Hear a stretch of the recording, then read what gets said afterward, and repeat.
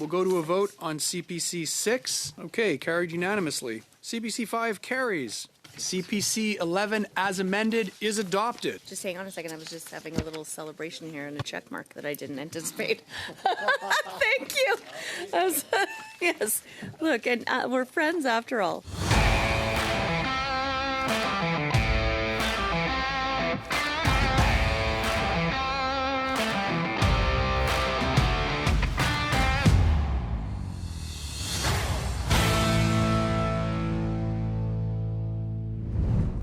A few days ago, we dropped a video explaining the reason that the Conservatives voted for Bill C-5 at the second reading.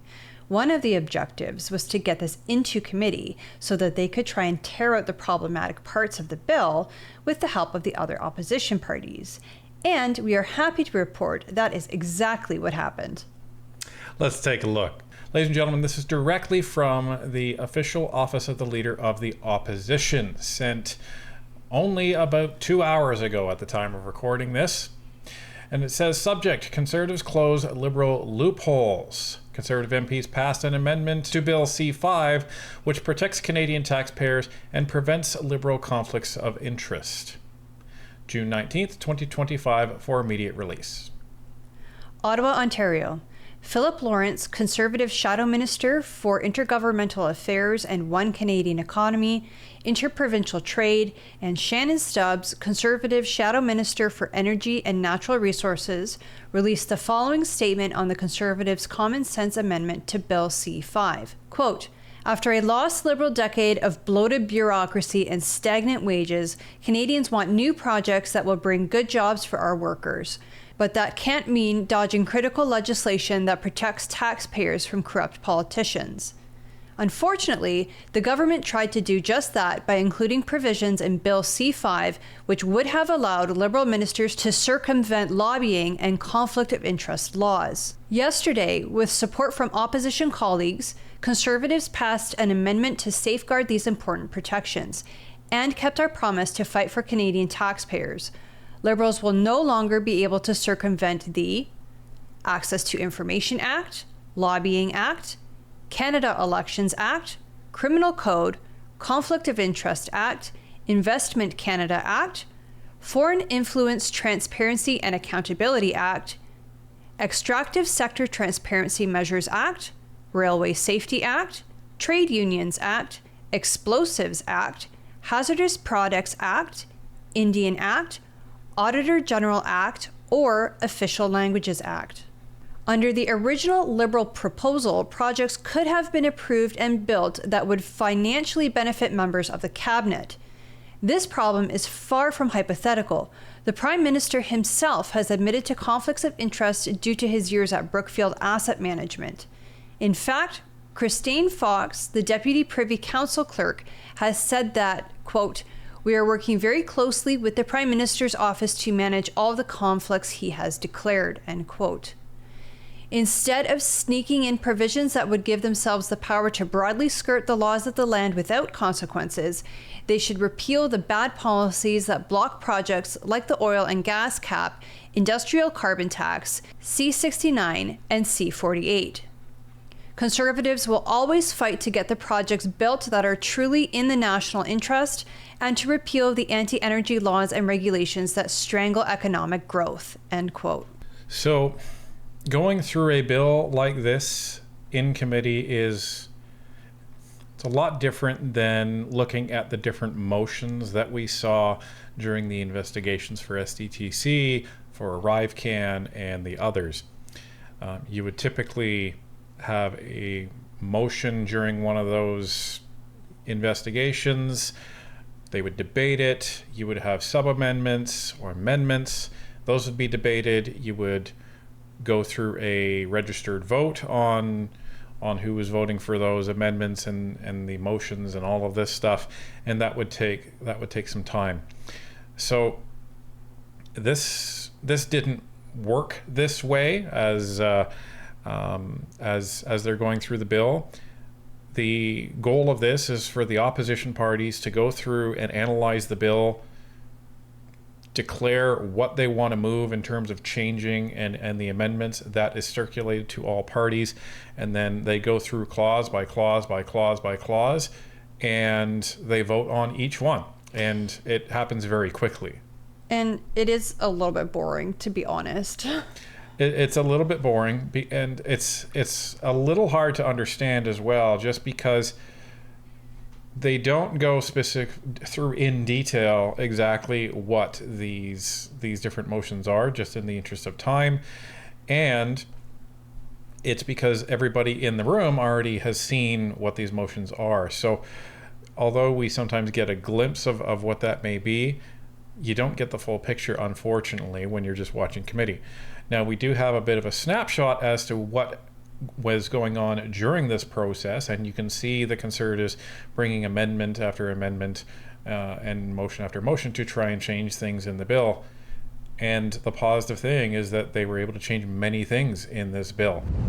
CPC 5. So in order, again, to, on behalf of all Canadians, help improve Bill C-5, of course, there have been many concerns and very good reason to be worried about a bill that may provide exemptions to the Conflicts of Interest Act and screens, especially in this case with so many decisions being made behind closed doors, with so much of the criteria and details going to be determined through policy and regulation after the fact. It's obviously imperative for this legislation to ensure screens for conflicts of interest and to ensure that Canadians can trust this process and the decisions that are being made and have confidence and certainty in our country. So therefore, this amendment ensures that integrity by requiring that project proponents and public officials involved in decision-making are free from conflicts of interest, and obviously protects the public trust by preventing politically connected or ethically compromised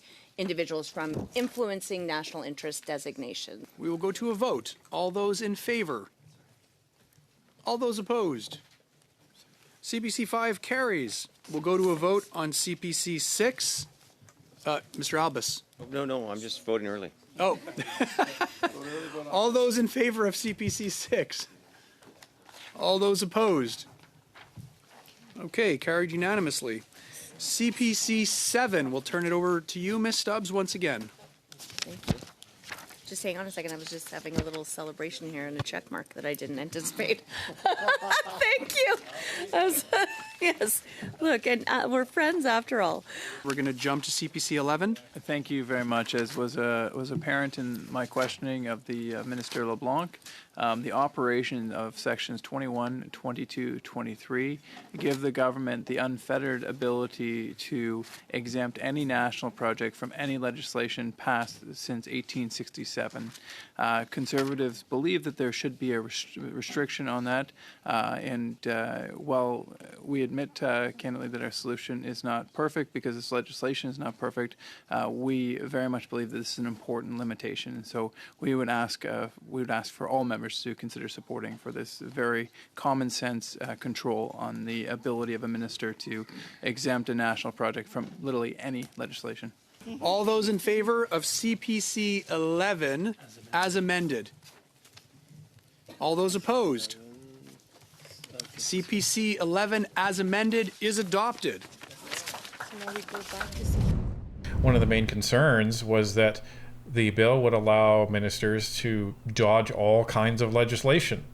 Well, the good thing is the amendment that or one of the amendments that was passed looks to have completely gutted that part.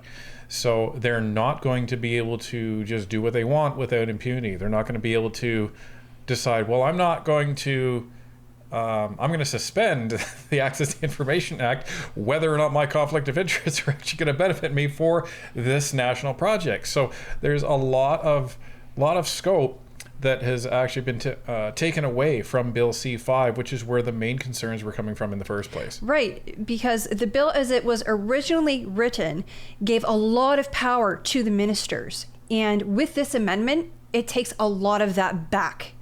So now the ministers cannot skirt around any of those acts that I had read out previously. They have to follow those acts. And it looks like the Conservatives even put in part of this amendment feedback from the Indigenous leaders that were in committee yesterday, where they're saying, one of the main pieces that they're bringing up is, why are you allowing yourselves to completely subvert the Indian Act? This basically removes any say that the Indigenous leaders have, yet on the face of it, you're saying, well, we're going to consult with the Indigenous leaders. But reconciliation. Right? Yeah. And all of this stuff. Yet the bill allows them to completely trample on all that legislation and get around that. So this was a very good win for this. Now, we mentioned in our last video that the Conservatives needed to vote for this because, why? Well, because in their platform, they were saying, well, we need to build in Canada.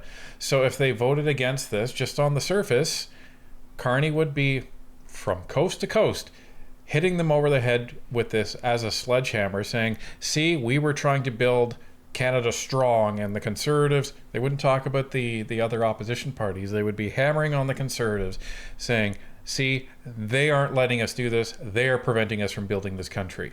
Right. When the Conservatives voted in favor of this bill, it was not in favor to pass this bill through the House. What it was after second reading, they voted in favor to bring it to committee. Had they voted against it, the bill would have died there on the floor. And then the Liberals could have said, look at the Conservatives. They're the ones talking about wanting all of these great projects and wanting to build up Canada, and they just voted down our bill.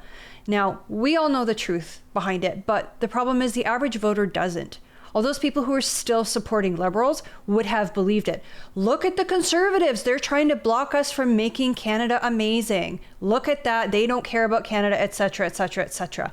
And if we're going to have another election in the next year or two, that's problematic. So what happened was, after second reading, the Conservatives voted in favor of bringing the bill to committee.